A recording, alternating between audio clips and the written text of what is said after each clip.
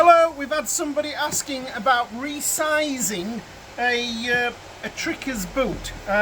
Tricker's boot, it could be any kind of shoe or boot. Resizing it to make it wider. Some people want it making smaller.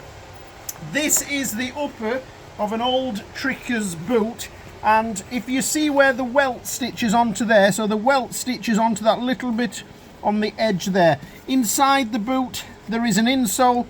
On that insole is a rib, and then we stitch between the welt, this upper, and the rib, and that is our Goodyear stitch in there. Nothing to do with Goodyear tyres, nothing to do with rubber or anything like that.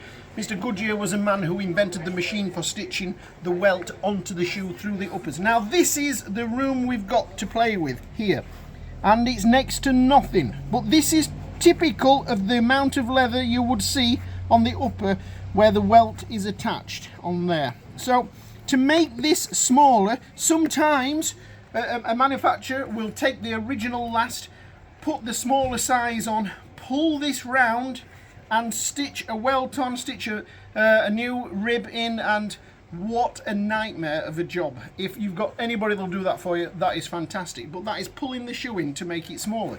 To make it bigger, I don't understand. I've been in the trade 40 years. I don't understand how you would make it bigger. The only way to make it bigger is to stretch it, is to try and get more width into the shoe. Now, yes, what you could do, take the shoe apart, put a bigger insole in, and just pull the shoe wider. You would then lose some depth in the shoe because we've only got so much material to work with.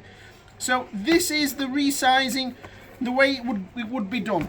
Not for us to do, but it's how some manufacturers will do it for you. And generally, pull the shoe in, make it smaller. Now we have got somebody at the moment who has got a pair in being made smaller, and I can't wait to see how that turns out.